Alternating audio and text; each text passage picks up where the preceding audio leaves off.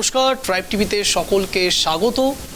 যে বিষয় নিয়ে কথা বলি আমরা ঠিক সন্ধ্যে 7টা মানে বেঙ্গল এক্সপ্রেস এবং বেঙ্গল এক্সপ্রেসের স্পেশাল শো কিছু না কিছু থেকেই থাকে।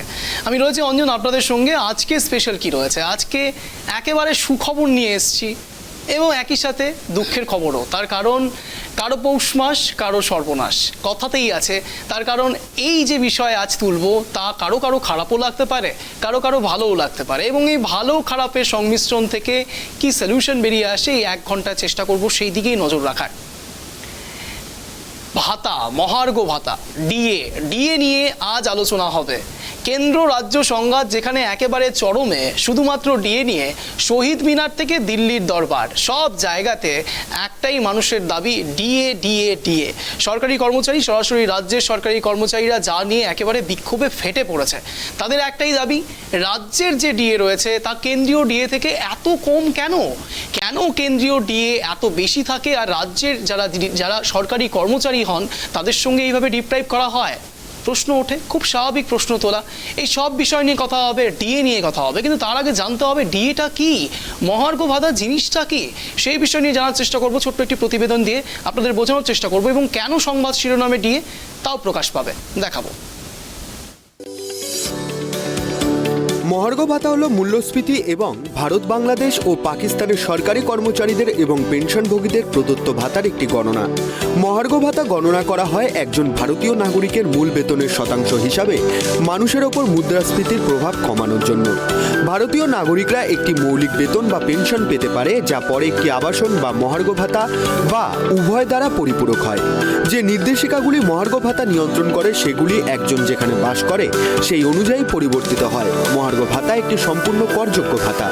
2 ধরনের মহার্ঘ ভাতা হল কর্মসংস্থানের শর্তে দেওয়া মহার্ঘ ভাতা, কর্মসংস্থানের শর্তে মহার্ঘ ভাতা দেওয়া হয় না।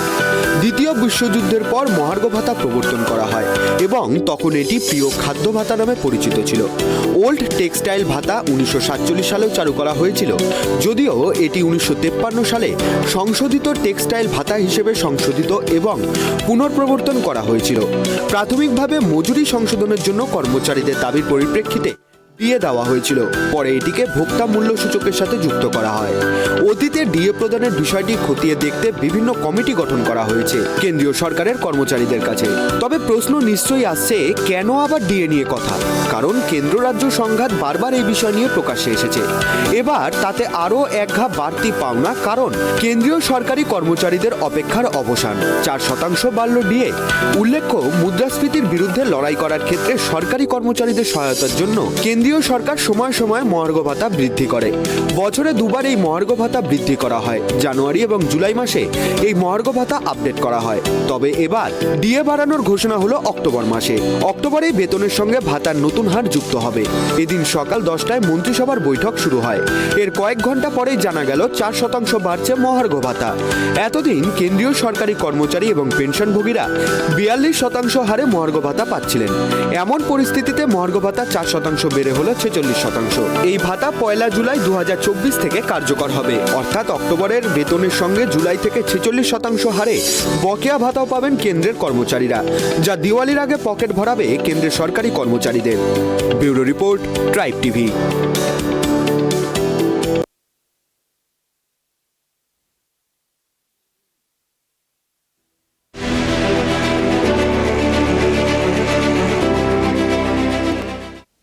আপনারা দেখলেন এবং শুনলেন সরাসরি ডিএ নিয়ে প্রতিবেদন। আজ ডিএ নিয়ে কথা হবে আর গেস্ট থাকবে না, এটা কি করে হয়। রয়েছে আমাদের সঙ্গে কথা বলার জন্য একেবারে আমাদের সঙ্গে এই স্টুডিওতে আমাদের গেস্ট। কি বিষয় নিয়ে কথা হচ্ছে? ডিএ নিয়ে কথা হচ্ছে এবং ডিএ নিয়ে কথা হবে এবং কেন্দ্র রাজ্য সংঘাত হবে না, এটাও হতে পারে না। রয়েছে এই মুহূর্তে আমাদের সঙ্গে একেবারে স্টুডিওতে নিমাই কবিরাজ, বিজেপি নেতা রয়েছেন, এবং আমাদের সঙ্গে রয়েছে সরাসরি বিপুল মৈত্র, এবিটিএ জেলা সম্পাদক। আরও একজন থাকবে আমাদের সঙ্গে গেস্ট, কিন্তু ইতিমধ্যে তিনি এসে পৌঁছানি, তার সঙ্গে কথা বলার চেষ্টা করব, তিনিও থাকবেন। কিন্তু এখন মূলত যারা রয়েছেন তাদের সঙ্গে আমরা কথা বলার চেষ্টা করব। একেবারে প্রথম প্রশ্ন রাখবো সরাসরি নিমাই কবিরাজের কাছে, তার কারণ কেন্দ্রের এই সুখবর মানুষের কাছে একেবারে বার্তা প্রেরণ করেছে যে কেন্দ্র সরকার মানুষের জন্য যেন ভাবছে, সরকারি কর্মচারীদের জন্য ভাবছে। তার কারণ চতুর্থীর দিন একেবারে 4% দিয়ে, মানে সোনায় সোহাগা যাকে বলা যায়। এই বিষয় নিয়ে সরাসরি তার কাছ থেকে রিয়াকশন নেব, তিনি কি প্রতিক্রিয়া দিচ্ছেন জানার চেষ্টা করবো। নিমাইবাবু, আপনার কাছে প্রথম প্রশ্ন রাখবো, ঠিক কেমন লাগছে আপনাদের? কোনো এক জায়গায় কি স্যাটিসফ্যাকশন লাগছে, মনে হচ্ছে তৃপ্তি হচ্ছে যে মানুষের কাছে আপনারা আরও বেশি পৌঁছতে পারবেন, তার কারণ চতুর্থীর দিন 4% দিয়ে? সবাইকে নমস্কার। কেন্দ্র সরকারের পক্ষ থেকে আজ পুজোর মাসে 4% ডিএ ঘোষণা করেছেন। শুধু ডিএ নয়, মনে রাখতে হবে কেন্দ্র সরকারি কর্মচারীরা 7ম বেতন কমিশন পান। 7ম বেতন কমিশনের হারে ডিএ বর্তমানের যা পরিমাণ তাতে 42 ছিল, আজ 4% বেড়ে 46 হয়েছে। 1/1/2016 সেখানে 7ম বেতন কমিশন ঘোষণা হয় এবং তারপর থেকে কেন্দ্র সরকারি কর্মচারীরা ডিএ 42% পেত। আজ আবার তারা 4% বৃদ্ধি করার পর বর্তমানে 46% ডিএ হয়েছে। আমরা আনন্দ উপভোগ করব অবশ্যই, কারণ কেন্দ্র সরকারের কর্মচারীদের মুখে বর্তমানে হাসি ফুটেছে এবং তারা আনন্দ উপভোগ করছে। শুধু ডিএ নয়, তার সঙ্গে 4 মাসের বকেয়া ডিএ ঘোষণার 4 মাসের এরিয়ার সহ তারা পাবে এই অক্টোবর মাসে, এবং এটা নিশ্চয়ই খুব আনন্দের বিষয় বলে আমি মনে করি। আমি ধন্যবাদ জানাই কেন্দ্র সরকারকে, কেন্দ্র সরকারের কর্মচারীদের মুখে হাসি ফুটিয়েছে। একেবারেই তাই, তার কারণ একেবারে সরকারি কর্মচারীদের মুখে সত্যি আজকে হাসি ফোটারই দিন। সরাসরি কেন্দ্রীয় সরকারি কর্মচারী, কেন বারবার করে আমি কেন্দ্রীয় কথাটা বলছি, তার কারণ এখানে না কোনো একটা জায়গাতে নেগোসিয়েশন করার প্রশ্ন চলে আসে, এখানে কোনো একটা জায়গাতে ডিফারেন্সিয়েশন করতে হচ্ছে। তার কারণ কেন্দ্র এবং রাজ্যের সংঘাত মূলত বহুদিন ধরে একেবারে ডিএ নিয়ে চলছে, এবং সেই সংঘাত কিন্তু কেন্দ্র রাজ্য করছে না, সেই সংঘাত কিন্তু করছে সরাসরি সরকারি কর্মচারীরা। আপনারা দেখেছেন একেবারে প্রকাশ্যে শহীদ মিনারে সরাসরি বিক্ষোভ দেখাচ্ছেন, এবং সেই চিত্র আমরা ট্রাইব টিভিতে বারংবার দেখিয়েছি, বারংবার প্রকাশ্যে এসছে, নানান রকম তথ্য সামনে এসছে। ঘাত প্রত্যাঘাত চলেছে, যেটা কিনা আমরা জানি নিউটনের 3rd ল, সমান এবং বিপরীতমুখী প্রতিক্রিয়া তো চলবেই। কারণ রাজনৈতিক স্তরে সমান এবং বিপরীতমুখী প্রতিক্রিয়া না থাকলে নিউটনের 3rd ল তো একেবারেই বেমানুম ভুল হয়ে যাবে। সেই জন্যই তো কেন্দ্র আর রাজ্য কথাটা বারবার বলতে হচ্ছে। এই মুহূর্তে রয়েছে সরাসরি আমাদের সঙ্গে, যা বলছিলাম, আরও একজন গেস্ট চলে এসছে আমাদের কাছে। এই মুহূর্তে সরাসরি স্টুডিওতে রয়েছে গৌরাঙ্গ চৌহান, টিএমসিপি নেতা, একেবারে রয়েছেন আমাদের সঙ্গে সরাসরি স্টুডিওতে। গৌরাঙ্গবাবু, আপনাকেও স্বাগত ট্রাইব টিভিতে। আপনি নিশ্চয়ই জেনে থাকবেন একেবারে সংবাদ শিরোনামে এই মুহূর্তে 4% ডিএ, যেখানে প্রশ্ন ওঠে বারবার যে যা আপনাদের একেবারে সরকারি কর্মচারী, আপনাদের রাজ্যের, একেবারে আমাদের রাজ্যের এই সরকারি কর্মচারীরা বারবার যেখানে ধর্ণা দিচ্ছে, বারবার বিক্ষোভ প্রদর্শন করছে, তারা আন্দোলন করছে যে তাদের ডিএ বাড়ছে না, তাদের ডিএ একই জায়গাতে পড়ে যাচ্ছে, সেখান থেকে দাঁড়িয়ে 3% ডিএ বাড়ানো হয়েছে বলাই বাহুল্য। কিন্তু এবারে তো একেবারে সোনায় সোহাগা, এবারে তো কেন্দ্র সরকার একেবারে অন্যরকম রিয়াকশন দিয়ে দিয়েছে, যেখানে দেখা যাচ্ছে একেবারে 4% ডিএ বাড়িয়ে দিল হঠাৎ করে, তাও আবার কোথায়, কবে? এই ভারতবর্ষে, এই দেশে, এবং 2023-এ দাঁড়িয়ে তার থেকেও বড় কথা চতুর্থীর দিন। কি বলবেন? কেন্দ্র সরকার ডিএ বাড়িয়েছে, তাদের একটা নিজস্ব পেরিফেরি আছে এবং বছরে তারা 2বার অতীতকাল থেকে বাড়িয়ে আসে, সেটাতে আমাদের অবাক হওয়ার কিছু নেই। এটা অতীতকাল থেকে কেন্দ্র সরকার বছরে 2বার করে বাড়িয়ে আসে।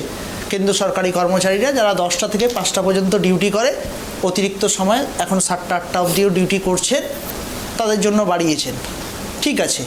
কিন্তু একটা বিষয় মনে রাখতে লাগবে যে আজকে রাজ্য সরকার, মাননীয় মুখ্যমন্ত্রী মমতা বন্দ্যোপাধ্যায়ের নেতৃত্বে সরকার, সেই সরকারটি 12 বছর ক্রস করে 13 বছরের দিকে যাচ্ছে।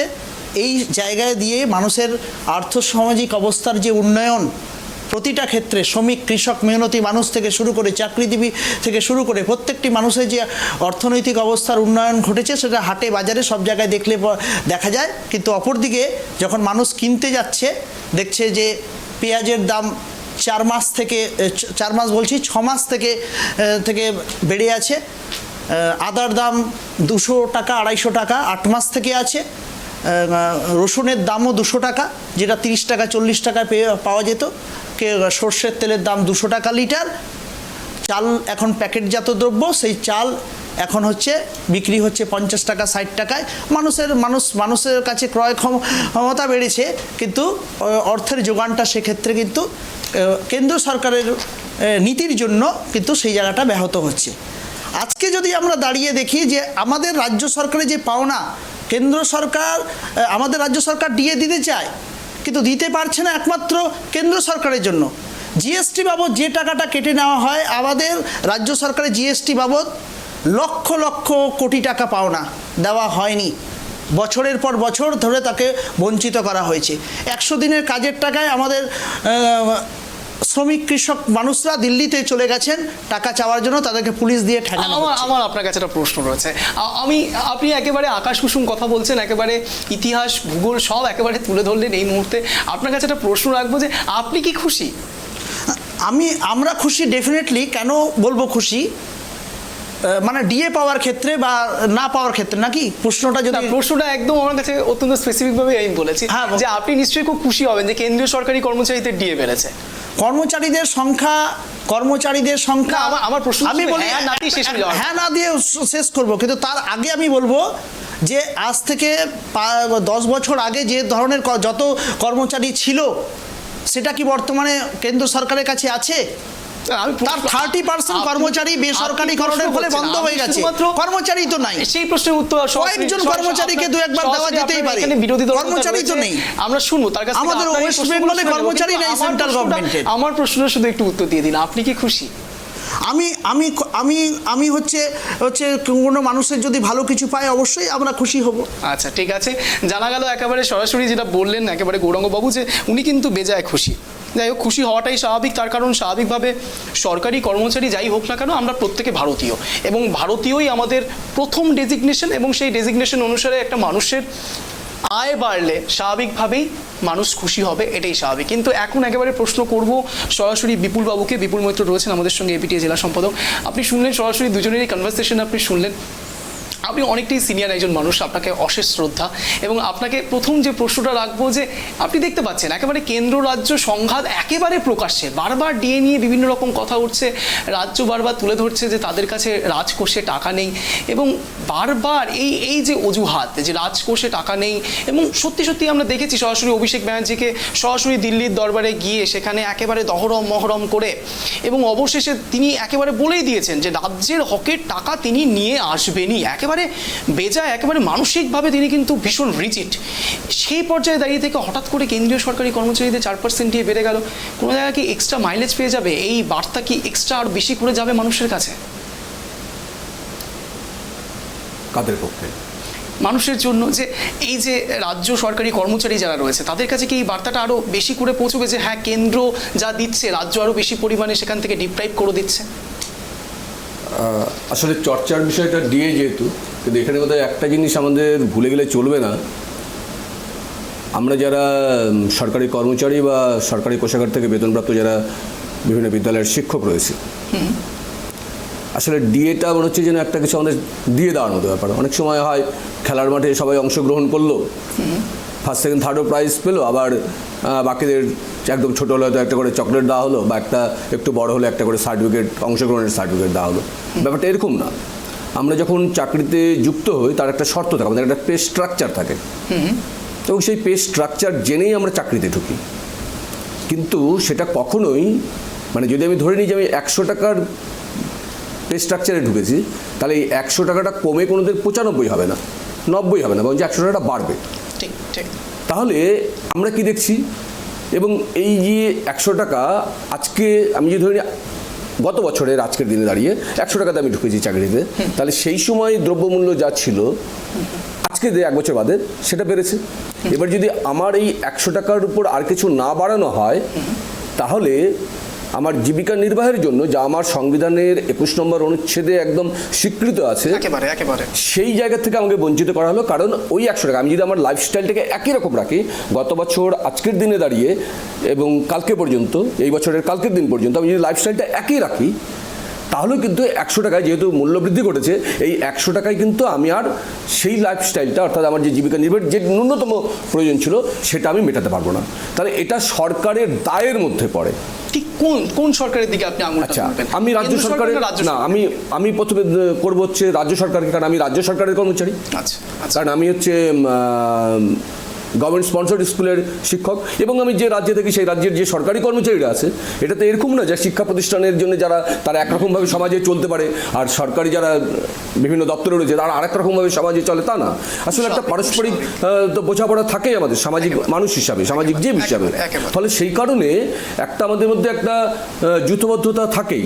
সেই নিরীক্ষে আমরা দেখতে পাচ্ছি যে এই ডিএটা না দেওয়া মানে হচ্ছে আমার ন্যূনতম যে বেতন স্ট্রাকচারটা ছিল সেই স্ট্রাকচারটাকে কমিয়ে দেওয়া হলো।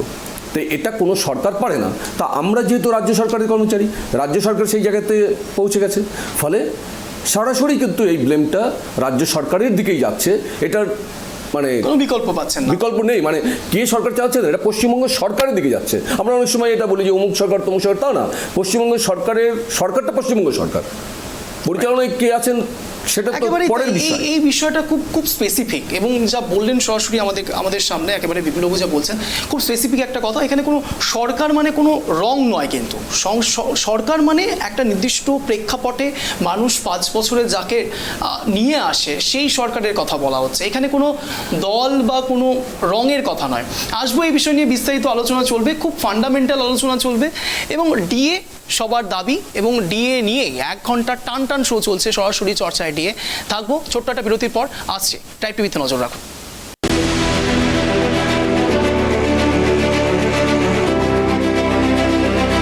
চর্চায় ডিএ এই নিয়ে আলোচনা চলছিল বিরতির আগেও এবং বিরতির পরেও। 1 ঘন্টা ধরে এই নিয়েই আলোচনা চলবে। সরাসরি এবার বিরতির পরেই প্রথম প্রশ্ন রাখবো গৌরঙ্গবাবুর কাছে। গৌরঙ্গবাবু, আপনারা বলছেন রাজকোষ খালি হচ্ছে, রাজকোষে মন্দা পড়ছে, টান পড়ছে। আমার প্রশ্নবান প্রথম, তাহলে পুজো কমিটিগুলোকে 70,000 টাকা করে অনুদান কি করে দিচ্ছেন আপনারা?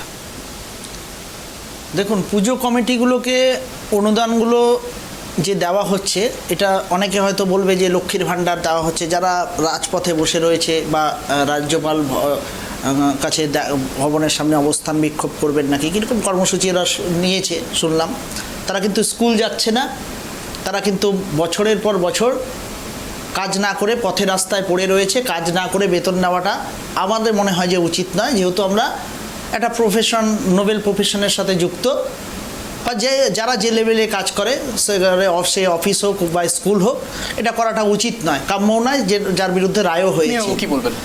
দেখুন, বিষয়টি যেটা রয়েছে আজকে ডিএ নিয়ে আলোচনা, কেন্দ্র সরকার ডিএ দিয়েছে, রাজ্য সরকার দেয় নাই। রাজ্য সরকারি কর্মচারীরা বঞ্চনার শিকার হয়েছে।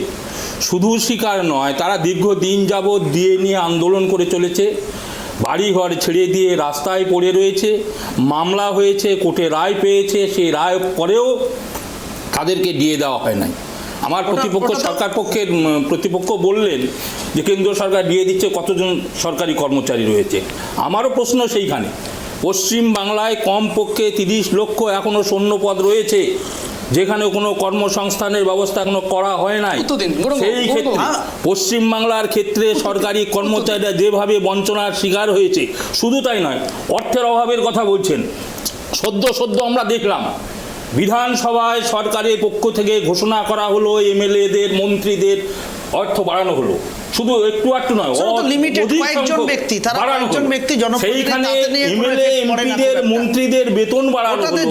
সরকারি কর্মচারীরা আজকে বেতন পাচ্ছে না, তারা রাস্তায় আন্দোলন করছে। তারা বিভিন্নভাবে, শুধু সরকারি কর্ম নয়, তার সঙ্গে চিন্তা করুন প্যারাটি, আপনার অঙ্গনওয়াড়ি কর্মী, আশা কর্মী। রাজ্য সরকারের সময় মমতা বন্দ্যোপাধ্যায়ের সময় 36% বৃদ্ধি পেয়েছে করোনার পরে। দুরবস্থা অবস্থার মধ্য দিয়ে অথচ কেন্দ্র সরকার 54% তাদের হচ্ছে বেসরকারিকরণ হয়ে গেছে, মধ্য দিয়ে দিন কেটেছে, বেসরকারিকরণ হয়েছে, কর্মচারী নেই, পেনশন পাচ্ছে না, কয়েকজন সমস্যার কথা বলছেন উনি, বলছেন আপনিও বললেন যে কেন্দ্র সরকারের কাছে গেছে 100 দিনের কাজের জন্য যা নিশ্চয়ই সেটা নিয়ে এসে দিয়ে দেওয়া হবে না, সেটা দিয়ে সরকারি কর্মচারীর বেতন দেওয়া হবে না, সেটা জিএসটি বাবদ টাকা দেওয়া হচ্ছে না। তো জিএসটি টাকাটা এখান থেকে আমাদের রাজ্য সরকারের পাওনা, জিএসটি কেন্দ্র সরকার, আপনি দেখুন বিগত দিনে তারা নিজের সরকারের আমলে কেন্দ্রের কাছ থেকে কত টাকা নিজস্বভাবে অর্থের অপচয় করছে। বর্তমানে এই কেন্দ্র সরকার প্রচুর মাননীয় নরেন্দ্র দামোদর দাস মোদী প্রধানমন্ত্রী পশ্চিম বাংলার জন্য কত টাকা 100 দিনের কাজের জন্য দিয়েছে, কত টাকা গৃহ নির্মাণের জন্য দিয়েছে, কত টাকা দিল্লি সরকারের পক্ষ থেকে বিভিন্ন যোজনার মাধ্যমে সেটা হিসেব নেওয়ার জন্য তো মন্ত্রীরা বসে না, সেটা বসেই না, নিয়ে যেতে যায় কিন্তু পালিয়ে যায়। 130 আমরা দেখেছি মন্ত্রীকে পালিয়ে যেতে, 1,30 লক্ষ পালিয়ে যাবে না, আপনারা 1,30 লক্ষ জব কার্ডের হিসাব দিতে পারেন না আজ পর্যন্ত, দেওয়ার জন্য তো বসে রয়েছে। কোথায় গেল, কারা খেলো, কারা ভোগ করলো, কেন সেই লিস্ট কেন্দ্র সরকার দিক যে কারা স্পেসিফাই ডিপ্রাইভ হয়েছে, সব নাম শাসক দলের প্রধান মেম্বার থেকে শুরু করে কেন্দ্র সরকার তো দিতেই পারছে না। সেন্ট্রাল টিম আসছে, মিড ডে মিলের ভিজিট করছে, কখনো এটা ভিজিট করছে, কিন্তু কিছুই পাচ্ছে না, চলে যাচ্ছে। বাংলাকে পিছিয়ে দেওয়ার জন্য, বাংলাকে বঞ্চিত করার জন্য, বাংলার মানুষকে হাতে মারার জন্য এরা এই ধরনের অপচেষ্টা করছে। সরকারি কর্মচারীদের অবস্থা একই অবস্থায়, সরকারি কর্মচারীরা করোনার সময় 2 বছর ধরে বাড়িতে বসে বেতন পেয়েছে 1 তারিখে। আজকে সরকারি কর্মচারীরা আমাদের ওয়েস্ট বেঙ্গলের সব থেকে বেশি খুশি, 31 তারিখে বেতন পেয়ে যায়। ইতিমধ্যে কেন্দ্র কর্মচারী রয়েছেন সরাসরি, করোনার সময় পেয়েছে। আপনি কি বলবেন, আপনি খুশি? না, আসলে বিষয়টা এরকম খুশি, যেখানে সেন্ট্রাল গভর্নমেন্ট আমরা 2 বছর ধরে বেতন বন্ধ করছিল 30%। খুশি কখন হয়? আমার যা প্রাপ্য তার বাইরে যদি আমি হঠাৎ করে কিছু পাই, সেটা একটা খুশির বিষয় হতে পারে। আমার যা অ্যাচিভমেন্ট আছে, আমি বাড়তি কিছু একটা করলাম, তার বিনিময়ে কিছু একটা আমার অ্যাচিভ হলো, তার জন্য খুশি হওয়া যায়।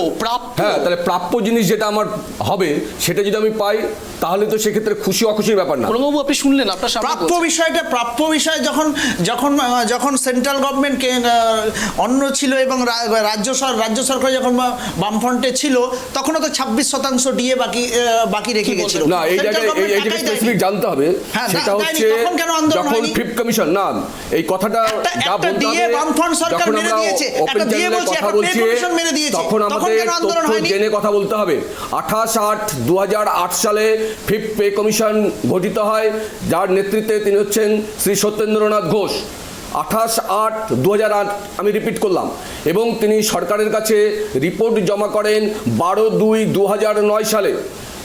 পশ্চিমবঙ্গ সরকার 23/2/2009 সালে পঞ্চম পে কমিশন কার্যকর করেন, এবং সেই সময় 1692F 1692F ওই একই তারিখে 23/2/2009 এই তারিখে আরেকটি ফিনান্স দপ্তর থেকে সার্কুলার বেরোয়, যে সার্কুলার মাধ্যমে বলা হয় যে ফিফথ পে কমিশন যা 1/1/2006 থেকে কার্যকর হলো, সরকার তার বকেয়াটা দিতে পারছেন না, কিন্তু 1/4/2008 থেকে যে ডিএ হয় সেই ডিএ দেবেন, এবং 1/4/2009 কেন্দ্রীয় সরকার যে ডিএ অর্থাৎ তার কর্মচারীদের জন্য যে ডিএ দেয় 1/4/2009 সেই ডিএর পরিমাণ ছিল 16%, এবং পশ্চিমবঙ্গ সরকার যেভাবে 1/4/2008 থেকে 2%, 4%, 6%, 8% করে বাড়িয়ে 1/4/2009 যে ডিএটা আমাদেরকে দিলেন পশ্চিমবঙ্গ সরকারের সরকারি কর্মচারী এবং বিদ্যালয়ের সে প্রাথমিক হোক মাধ্যমিক উচ্চ মাধ্যমিক যে স্তরেরই শিক্ষক হন না কেন, তাদেরকে সেই ডিএ দিলেন 16%।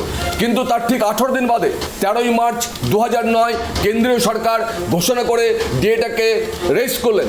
সাধারণত পশ্চিমবঙ্গ সরকার, যদি আমি আগেই বলেছি যে আমি পশ্চিমবঙ্গ সরকারই বলবো, 1977 থেকে এই সময়কাল পর্যন্ত যে সরকার পশ্চিমবাংলায় ছিলেন পরিচালনার দায়িত্বে, সরকার পশ্চিমবঙ্গ সরকারই পরিচালনার দায়িত্বে যারা ছিলেন তারা কেন্দ্রীয় সরকারের যে হার সেই হারটাকেই লাগু রাখার কাজ করেছেন। তাই জন্য স্বাভাবিকভাবে কেন্দ্রীয় সরকার যদি আজকে কোনো ঘোষণা করে এটা বুঝতে হবে 28% বাকি ছিল না, 16% যেটা দিয়ে সেটাই 16% দিয়ে 1/4/2009 আমি বারবার বলছি যে 1/4/2009 16% দিয়েছিল, কিন্তু তারপরে যখন 13 দিন বাদে যখন একটা ঘোষণা হলো সেটার সঙ্গে একপার করতে গিয়ে যে সময়টা লাগলো, তারপর আমরা সবাই জানি যে 2011 সালের মে মাসে কি ঘটনা ঘটেছে। 2011 সালের মে মাসের পর থেকে পশ্চিমবঙ্গ সরকার পরিচালনার দায়িত্বে যারা ছিলেন সেই অংশটা মানুষ তাদেরকে অব্যাহতি দিয়েছেন, অন্য অংশের মানুষ তারা পশ্চিমবঙ্গ সরকার পরিচালনার দায়িত্বে এসেছেন। ফলে এই 2009 থেকে 2010 বা 2011 এপ্রিল পর্যন্ত বলবো, সেক্ষেত্রে পশ্চিমবঙ্গ সরকার যে ডিএগুলো দিত, কেন্দ্র সরকার যেদিন ঘোষণা করে আগে থেকে তো রাজ্য সরকারকে বলে দেয়নি যে আমি আজকে 12টার সময় ঘোষণা করব, তাহলে সেই ঘোষণা পাওয়ার পরে স্বাভাবিকভাবে রাজ্য সরকারকে 1-2 মাস সময় নিতে হয়, তার ফিনান্সের সঙ্গে কথা বলতে হয়, করে সেটাকে কার্যকর করতে 2-3 মাস ঘোষণা করতে দেরি হয়, কিন্তু লাগুটা করেন অর্থাৎ এফেক্টটা দেন কিন্তু কেন্দ্র সরকার যে সময় থেকে দেয়। যেমন আজকে কেন্দ্র সরকার ঘোষণা করেছেন সেটা আজকে ঘোষণা করলেন, কিন্তু এফেক্ট দিচ্ছেন জুলাই মাসের 1 তারিখ থেকে। ঠিক তেমনি পশ্চিমবঙ্গ সরকারও সেই অনুযায়ী সেই সময় সেই কাজ করেছেন, কিন্তু তারপরে আমরা দেখতে পেলাম যে 2011 সালের পর থেকে এটা কমলো। এবং আরও মারাত্মক যেটা সেটা আমাদের বলা দরকার যে এই 6 পে কমিশন যেটা চালু হয়েছে আমাদের, সেই 6 পে কমিশন যখন চালু হয় তার আগে যখন কার্যকর হয় না 100% যখন ডিএ হয়ে যায়, তারপরে সেটা হতো একটা সময় 125% হবে, মাঝখানে হচ্ছে ইন্টারিম রিলিফ দেওয়া হলো, ইন্টারিম রিলিফটা বেসিক পের উপর দেওয়া হয় না, পে ব্যান্ডের উপরে দেওয়া হয়। এবার এই 125টা কীভাবে হলো, 118কে ওই যে 10% ইন্টারিম রিলিফ ছিল সেটাকে 7%-এ কনভার্ট করে 125 দিলেন, কিন্তু যতদিন না পে কমিশন কার্যকর হয় ততদিন পর্যন্ত ইন্টারিম রিলিফটা থাকেই। ফলে ডিএ ওখানে 118-র জায়গায় 125ই দেওয়া উচিত ছিল, এবং ইন্টারিম রিলিফ যেটা পেমেন্টের উপরে 10% হয় সেটাও কার্যকর করার কথা ছিল, কিন্তু 125 যখন হলো সেটা হয়নি। এতটা বৃদ্ধি হয়েছে এই সরকারের সময় পে কমিশনে, যেটা অভাবনীয়। আজকেও যারা নতুন চাকরি পাইছে 2017 চাকরি বলি যারা নতুন চাকরি পেয়েছে তারাও কিন্তু আজকের ডেটে বেতন পাচ্ছে তারা 35,000, কিন্তু এই ক্ষেত্রে আমি বলবো 2009 এর পে কমিশনটা যদি পশ্চিমবঙ্গ সরকার না চালু করতো, আমি দায়িত্ব নিয়ে বলতে পারি 2006 থেকে কার্যকর হয়েছে ন্যাশনাল এফেক্ট হিসাবে। 2009 থেকে যে পে কমিশনটা চালু হয়েছে সেই 2009 পে কমিশন যদি না চালু হতো, আজকের দিনে দাঁড়িয়ে যে দ্রব্যমূল্য বৃদ্ধি বা অন্যান্য যে সামাজিক প্রেক্ষাপট আছে, এতে আমাদের আরেকটা জিনিস মনে রাখতে, আমরা যে মূল্য সূচকের কথা বলছি সর্বভারতীয় গড়ের ভিত্তিতে এটা হয়। কিছু কিছু জিনিসের ক্ষেত্রে আমরা দেখি আমাদের এই রাজ্যের ক্ষেত্রে কেন্দ্রে যে দিল্লির যে আমাদের রাজধানী আর রাজ্যের কলকাতা যে রাজধানী, এই দুটোর মধ্যে যদি আমরা তুলনা করি এমন অনেক জিনিসের দাম আমরা দেখতে পাবো দিল্লির তুলনায় আমাদের রাজ্যে বেশি। সবসময় এটা হওয়া উচিত যে একটা রাজ্য সুষ্ঠুভাবে সেইভাবেই পরিচালিত হতে পারে যখন সর্বভারতীয় গড়ের চেয়েও আমার রাজ্যের গড় কম থাকবে, তার মানে আমি মানুষের সুখ সুবিধার দিকে অনেক বেশি নজর দিতে পারবো। কিন্তু বর্তমান সময় সেটা সম্ভব হচ্ছে না। নিশ্চয়ই কেন্দ্র সরকার যা কাজ করছে সবটাই ভালো, এ কথা কখনোই বলবো না। তারা মূল্যবৃদ্ধির ক্ষেত্রে যে নিয়ন্ত্রণের ভূমিকা থাকার কথা ছিল সেই ক্ষেত্রে সবটা তারা পারছেন না, কিন্তু রাজ্যের যেখানে যেখানে সুযোগ আছে সেই কাজটাতেও কিন্তু ব্যাহত হচ্ছে। রাজ্য সরকারি কর্মচারীদের বেতন দিয়ে দেওয়া নৈতিক দায়বদ্ধতা রাজ্য সরকারের, 1 নম্বর কথা। 2 নম্বর কথা, আপনার 6 পে কমিশন যখন ঘোষণা হয়েছিল 2019 সালে, যখন আমরা শুনছিলাম 6 পে কমিশন হচ্ছে, তারপরে সেই 6 পে কমিশন পেতে গেতে আমাদের আসলো 2020 সাল 21 সাল। এই যে মাঝখানে যে সময়টা, এই সময়টার আমাদের দাদা বললেন যে ইন্টারিম রিলিফ, কিন্তু এই যে মাঝখানে যে পিরিয়ডটা, সেই পিরিয়ডটার ভিতর যে একটা এরিয়ার পাওয়ার কথা ছিল, মোটা অঙ্কের এরিয়ার, আজও পর্যন্ত সেই এরিয়ার দেওয়া হয় নাই। সরকারি কর্মচারীরা বঞ্চনার শিকার হয়েছে। কি বলবেন? শুধু তাই নয়,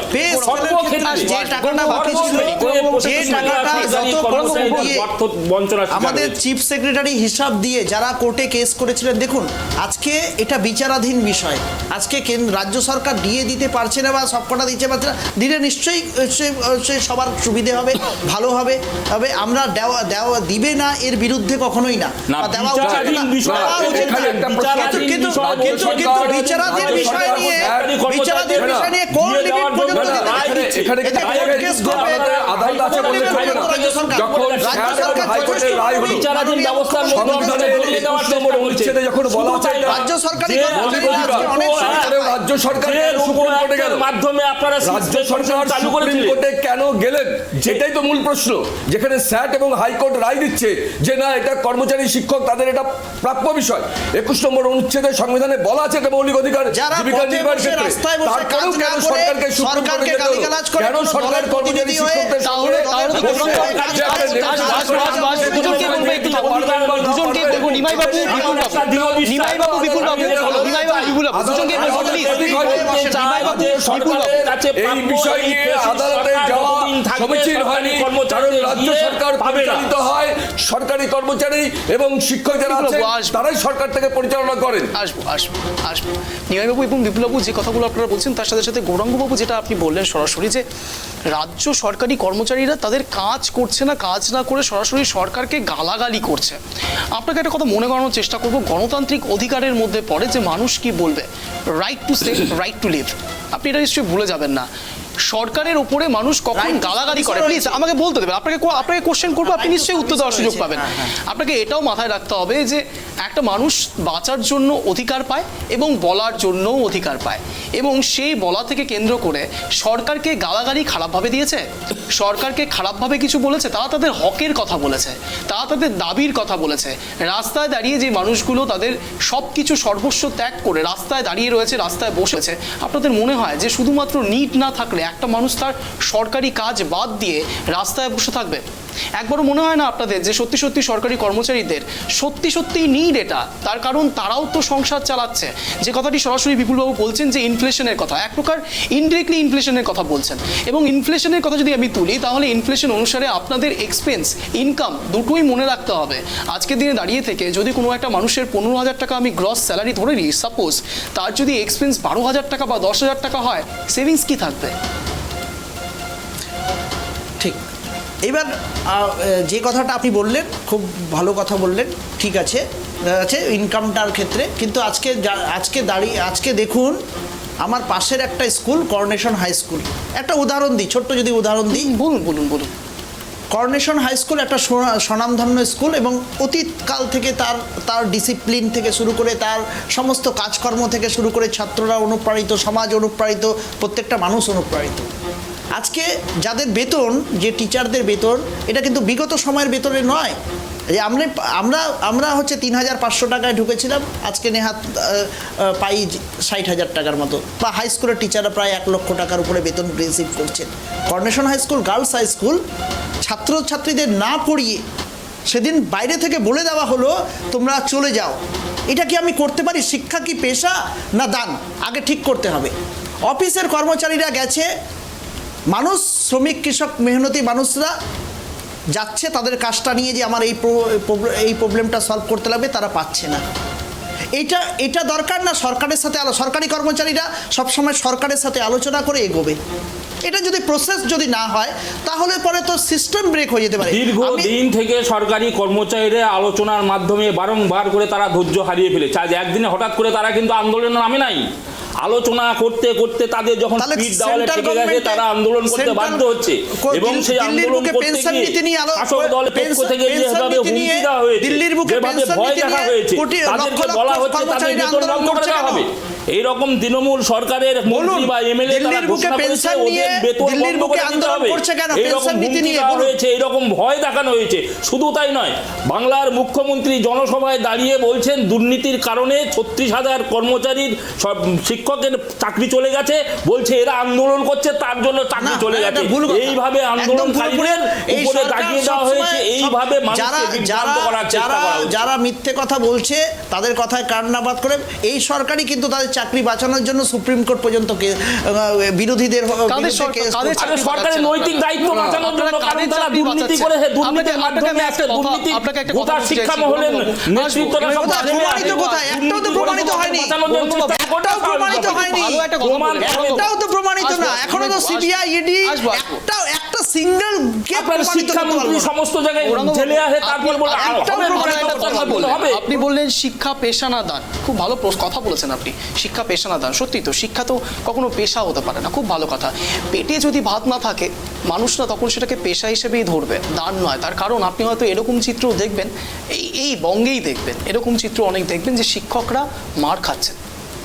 তাহলে শিক্ষক পেশা, শিক্ষা পেশা নাকি দান? কি একটাও শিক্ষকের গায়ে হাত দেওয়া হয়নি ওয়েস্ট বেঙ্গলে, একটা শিক্ষকের গায়ে হাত দেওয়া হয়নি। যারা আন্দোলন করে বসে রয়েছে তাদের একটা প্রমাণিত দেখান যখন আমরা চালিয়েছিলাম সেই শিক্ষকদেরকে তাদেরকে প্রিজেন্ট ভ্যানে তোলা হচ্ছে, একেবারে যেন তারা একেবারে বিশাল কিছু অন্যায় করে ফেলেছে, তারা শুধু বিক্ষোভ দেখেছে। অথচ 2011 সালের আগে অবধি আমরা দেখেছি মমতা বন্দ্যোপাধ্যায়কে এই আন্দোলনের দ্বারাই উঠে আসছে। আমি একটা কথা বলবো যে 2009 সালে যখন 23শে ফেব্রুয়ারি রাজ্য সরকার pay commission, fifth pay commission চালু করে, এটা উল্লেখ করতে হবে, আমি আগেই বলেছি যে 2008-এর মার্চ পর্যন্ত কার্যকর হবে না কমিশনাল ছাড়া।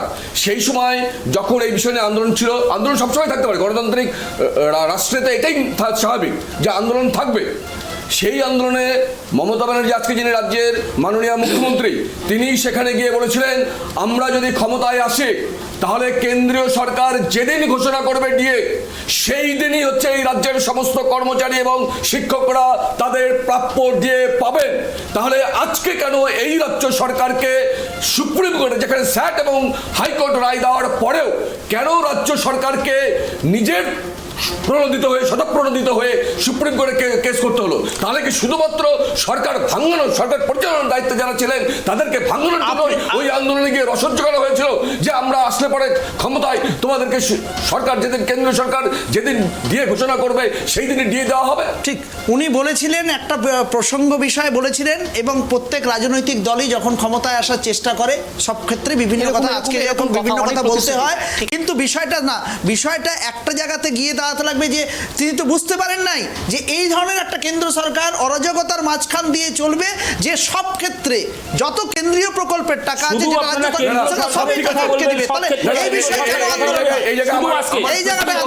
মাস্টারমশাই, শুধু আমি কেন্দ্র সরকারের মাস্টারমশাইয়ের কথা বলছি না, পশ্চিমবাংলার আর যে সব সরকারি কর্মচারী রয়েছে, ট্রান্সপোর্ট থেকে শুরু করে সর্বস্তরের কর্মচারী, সেই কর্মচারী ক্ষেত্রে আপনারা জানেন এই পুজোর মাস, আনন্দের দিন, আমরা দেখছি ট্রান্সপোর্টের যে অস্থায়ী কর্মচারী তাদের 2000 টাকা করে বেতন কেটে নেওয়া হলো, কমিয়ে দেওয়া হলো। এটা কোন জায়গায় চলবে? নিমাইবাবুর কথা অনুসারে নিমাইবাবু খুব সচেতন, একেবারে মানুষের জন্য খুব সচেতন। তাহলে আপনার কাছে একটা প্রশ্ন রাখি, পেট্রোল ডিজেলের দামটাও ভুলে গেলে হবে না, একই সাথে গ্যাসেও কিন্তু বিরাট ধাক্কা পড়ছে। তার কারণ দেখুন, গ্যাসের দাম কমেছে, পেট্রোল ডিজেলের আপনার কাছে যে ট্যাক্স, রাজ্য সরকারের ট্যাক্স এবং কেন্দ্র সরকারের ট্যাক্স, কেন্দ্র সরকার ট্যাক্স কমিয়েছে, রাজ্য সরকার ট্যাক্স না কমানোর জন্য। আমাকে প্রশ্নটা করতে দিন, আমি শুনবো আপনার কথা।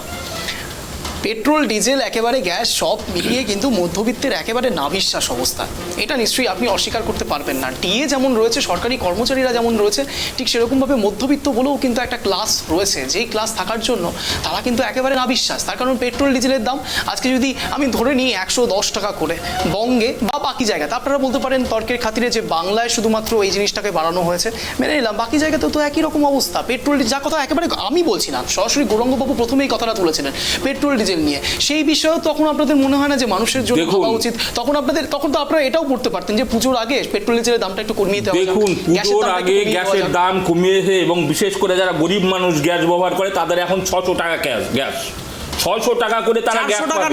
এই সময় 1200 টাকা করে গ্যাস কিন্তু স্মৃতি ইরানি যখন পেট্রোল ডিজেলের দাম বেড়েছিল, গ্যাস নিয়ে বসেছিলেন, চুরি করে থাকতে বলেছিলেন, আজকে তিনি কেন কোথায় গেলেন? এবং সেই ক্ষেত্রে ওটা ভোটের রাজনীতি, সামনে ভোট আসছে। আমি স্পেসিফিক বলতে চাই, এই যে রাজ্য সরকারের ট্যাক্স একটু কমায় তাহলে মানুষ কিছু উপকৃত হয়। আমি স্পেসিফিক বলতে চাই, মিডল ম্যানের জন্য সরকারের ডিএ বাড়ানো হয়েছে 5টা রাজ্যের ভোটকে কেন্দ্র করে। আমার মাস্টারমশাই বলছিলেন যে কোভিড সিচুয়েশন, এই কোভিড সিচুয়েশনে বিনা পয়সায় ভ্যাকসিন দিয়েছে, আজও পর্যন্ত বিনা পয়সায় খাদ্য দিচ্ছে মিডলম্যান এবং গরিব মানুষের জন্য একটার পর একটা। ওই জন্য পিএম কেয়ার ফান্ডের টাকার হিসাব দেওয়া হয়নি, গ্রামের পিএম কেয়ার ফান্ডের টাকার হিসাব দেওয়া হয়নি, কোন শিল্পপতি, কোন ফিল্ম স্টার, কোন কোটিপতি মানুষরা সরকারকে টাকা দিলেন, এবং আরটিআই করে বলে দেওয়া হলো পিএম কেয়ার ফান্ডের টাকা না ওটা ভ্যাকসিন ছিল না ওটা জল ছিল ওটা ভ্যাকসিন ছিল না ওটা জল ছিল ভালো প্রশ্ন ওটা ভ্যাকসিন না জল কি বলা যাবে বিপুলবাবু খুব ভালো একটি কথা তুলেছেন যে রাজ্য স্তর শুধু নয় কেন্দ্র স্তর এবং রাজ্য স্তর দু ক্ষেত্রেই কিন্তু বেকারত্ব দিন দিন বাড়ছে। আপনি যদি সুমারি দেখেন দেখবেন দিনের পর দিন বছরের পর বছর বেকারত্বের পরিমাণ বেড়েই চলেছে, বেকারত্ব কিন্তু থামার নাম নিচ্ছে না। আপনি এই কথা বলছেন, আপনাকে একটা কথা এখানে মনে করাতে চাইবো, সরাসরি যদি আপনি এই কথাগুলো তোলেন তাহলে তো বলবো যে যারা মধ্যবিত্ত, যারা আপনি বললেন সরাসরি যে ফ্রিতে সব কিছু দেওয়া হচ্ছে, আপনাকে একটা কথা না মনে করিয়ে আমি পারছি না, জিএসটি ফ্রিতে হয়, ট্যাক্স ফ্রিতে হয়, মানুষ দিচ্ছে, মানুষ টাকা দিচ্ছে, মানুষ টাকা না দিলে, মানুষের পকেট থেকে টাকা না গেলে সরকার টাকা পেতে পারে না। সরকারের রাজকোষ তৈরি হয় মানুষের টাকা থেকেই, এটা ভুলে গেলে চলবে না নিমাইবাবু। জিএসটির কথা আপনি যখন কেউ ফ্রিতে চলেন না, কেউ সরকার, কোনো সরকার, আপনাদেরকে কথা বলে দিই, নিমাইবাবু থেকে শুরু করে একেবারে গৌরাঙ্গবাবু, আপনাদের প্রত্যেকের কথা বলি, কোনো সরকার রুটি কাপড়া মাকান একেবারে 1947 সাল থেকে 2023 সালে দাঁড়িয়ে থেকে এখনো এতগুলো বছর পেরিয়ে গেছে, মানুষের দাবি একটা জায়গাতেই, রুটি কাপড়া মাকান। এবং তারপরেও এত বছর পেরিয়ে যাওয়ার পরেও আপনাদের মতো এই রাজনৈতিক নেতারাই বলেন যে মানুষকে ফ্রিতে দিচ্ছেন, মানুষ ফ্রিতে আপনাদেরকে দিচ্ছে ভোট।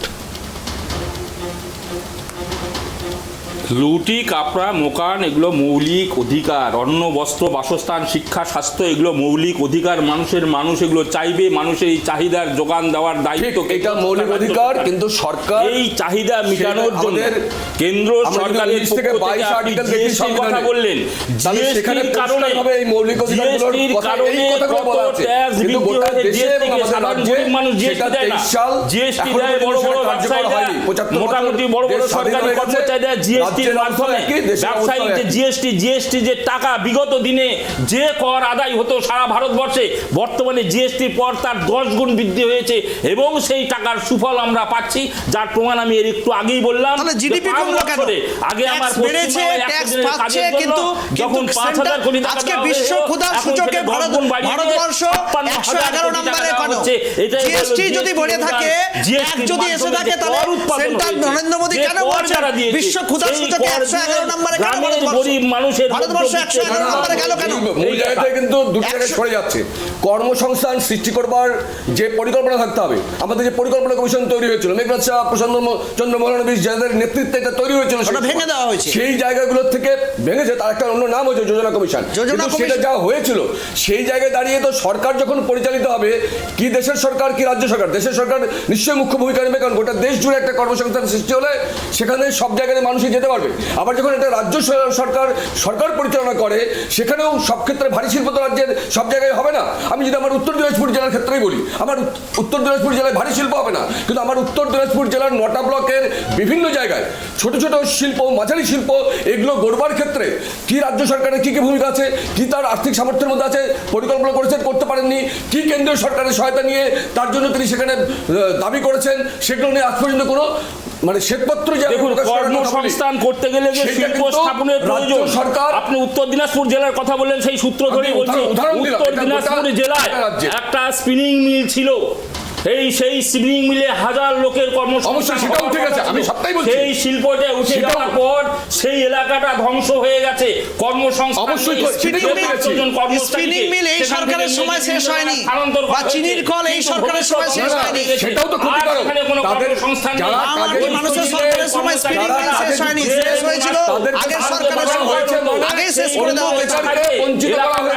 মানুষের সার্বিক উন্নয়ন হতো, সেই বাজারীকরণ বন্ধ হয়ে গেছে এবং এই আমলে সেই জন্যই তো বলছি যে সেখানে 1000 কর্মসংস্থান হওয়ার ব্যবস্থা রাজ্যের, সেই আমরা বারবার রাজ্যের সেই প্ল্যানিং থাকতে হবে। দাবি করেছিলাম যে স্পিনিং মিলের এত বড় একটা সুন্দর সম্পদ, যেখানে 1000 কর্মসংস্থানের ব্যবস্থা হবে, আপনারা যদি না পারেন এই জমিটা কেন্দ্র সরকারকে দেন, কেন্দ্র সরকার কিছু একটা করে এখানকার মানুষের কর্মসংস্থানের ব্যবস্থা করে দিবে, কিন্তু সেটাও দেওয়া হয়। ঠিক আছে, আমি এই প্রসঙ্গে বলবো যে সেন্ট্রাল গভর্নমেন্ট গোটা দেশে কতগুলো কারখানা তৈরি করেছে, এলাকার প্রশ্ন যদি হয়, তাই যদি হয়, গোটা দেশে কতগুলো কারখানা তৈরি করেছে, কতগুলো শিল্প বিক্রি হয়ে গেছে, আম্বানি এবং আদানির কাছে বিক্রি হয়ে গেছে, দেশটাই বিক্রি করে দেওয়া হয়েছে। হ্যাঁ, তৈরি হয়েছে আম্বানি এবং আদানি, সুবিধা হবে সেই সব বিক্রি করে দেওয়া হয়েছে, ক্যাডার হিসেবে ব্যবহার করা, সেন্ট্রাল গভর্নমেন্ট সব বিক্রি করে দিয়েছে, যে অর্থটা পাবে সেটাই মনে করবে তাদের জীবিকা নির্বাহ করার ক্ষেত্রে সহায়ক হবে।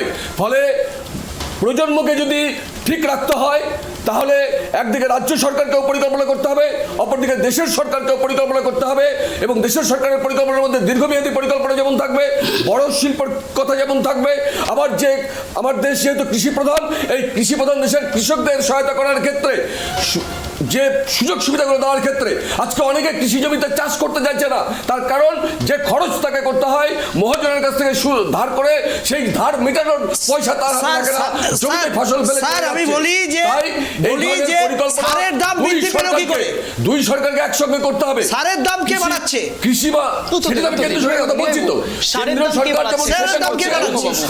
সারের দাম কে বাড়াচ্ছে সেটাই বড় প্রশ্ন। এখানে বর্তমানে কৃষকের ফসলের ন্যায্য মূল্য, আপনার ইতিহাস ঘাটুন, বিগত দিনে 1 কুইন্টাল ধানের দাম কত পেত, বর্তমানে কৃষক এখন সবথেকে বেশি দাম পায়। কত বৃদ্ধি পেয়েছে পাটের দাম, ধানের দাম থেকে ধানের দাম, পাটের দাম সবথেকে বেশি কৃষি বাজারে পাচ্ছে, সবথেকে বেশি পাওয়া হচ্ছে। ফসলের ন্যায্য মাপ হয় না, ন্যায্য মূল্য কৃষক মান্ডিগুলোতে তুলে দেওয়া হয়েছে।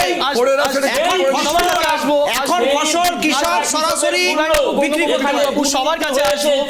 এবার একেবারে আমরা এই প্রোগ্রামের একেবারে শেষ লগ্নে চলে এসেছি। কেন্দ্র সরকারের দেওয়া গৌরঙ্গবাবু, ফসলের প্লিজ প্লিজ একেবারে শেষ লগ্নে চলে এসেছি। আপনারা একেবারে পুরো টানা 1 ঘন্টা ধরে আপনাদের বক্তব্য রাখলেন, কিন্তু এইবার একেবারে স্পেশাল আপনাদেরকে টাইম দেবো। 1 ঘন্টা করে সময়, প্রত্যেককে স্ট্যান্ড পয়েন্ট দেবো, প্রত্যেকে স্ট্যান্ড পয়েন্ট রাখবেন চর্চায় ডিএ নিয়ে। প্রথম সুযোগ দেব সরাসরি গৌরঙ্গবাবুকে। আপনার 1 মিনিট সময় শুরু হচ্ছে এখন।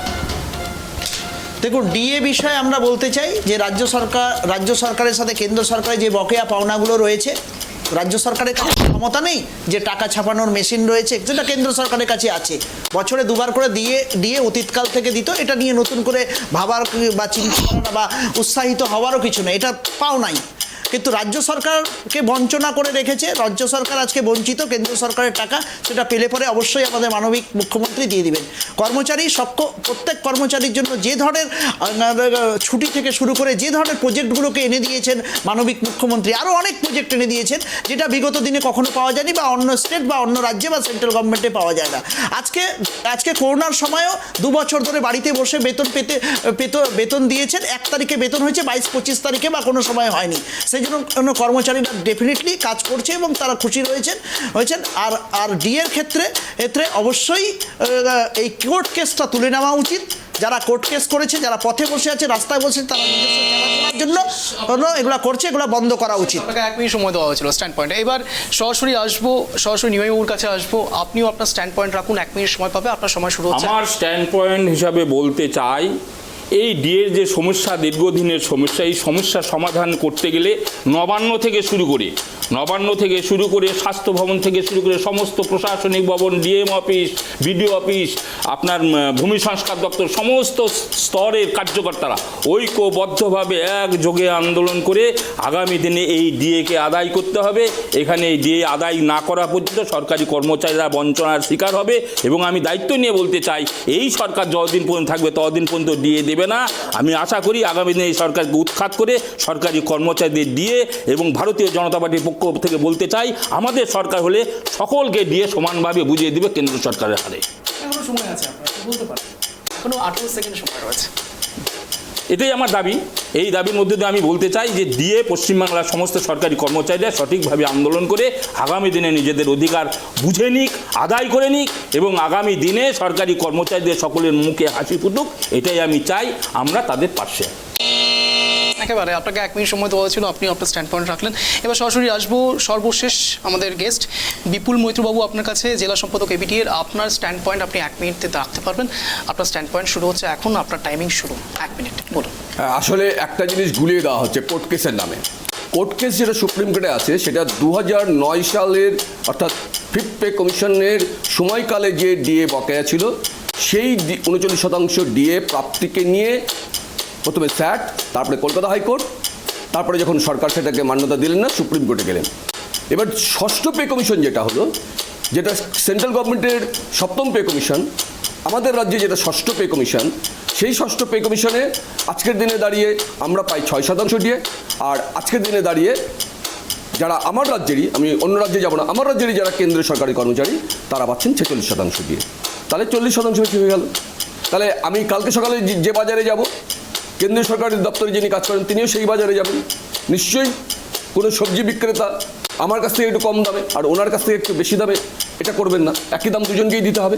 সংক্ষেপে স্যার। ফলে স্বাভাবিকভাবেই বলবো যে যেটা সুপ্রিম কোর্টে আছে সেটা 9 সালের যে রূপা সেটাকে অনুযায়ী কাজ হোক, আর রাজ্য সরকার খুব সাম্প্রতিক সময়ের মধ্যে, অল্প সময়ের মধ্যে এই যে বর্তমান সময়ে যে 36% বাকি আছে এই শতাংশ ডিএটা আমাদেরকে দিয়ে দিক, তাহলে স্বাভাবিকভাবে এই অর্থ নিয়ে গোটা সমাজের মধ্যেই তার বিন্যাস ঘটবে এবং অর্থনৈতিক দিকে সমৃদ্ধ হবে সকলে। সবাইকে 1 মিনিট করে সময় দিয়েছিলাম, একেবারে শেষ লগ্নে চলে এসেছি। আশা রাখি আপনারা প্রত্যেকের মন্তব্য রেখে একেবারে স্যাটিসফাইড। কিন্তু এখান থেকেও আরও একটা বড় যে কথা বলে শেষ করতে হয়, প্রতিবার আমাদেরকে শেষ করতে হয়, তার কারণ সময় শেষ তো হবেই, কিন্তু আলোচনা থাকবে, তর্ক বিতর্কও থাকবে। প্রশ্ন থেকে যাবে শুধুমাত্র সেই সরকারি কর্মচারী, যেটা কিনা একেবারে বিপুলবাবু বলে শেষ করলেন।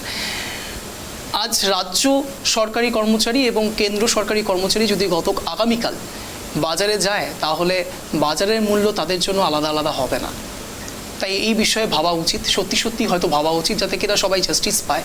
এবং একই রকমভাবে আমরা সংবাদে দেখাতে পারি যে রাজ্য সরকারও এত % দিয়ে বাড়িয়ে দিল।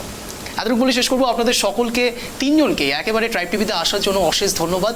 এবং এরকমই স্পেশাল শো দেখার জন্য শুধুমাত্র ট্রাইব টিভিতে নজর রাখতে হবে একেবারে সন্ধ্যে 7টা, আর সন্ধ্যে 7টা মানেই অঞ্জনের সঙ্গে স্পেশাল শো। এতটুকু বলেই আজকে ট্রাইব টিভির এই স্পেশাল প্রোগ্রাম শেষ করছি। নমস্কার।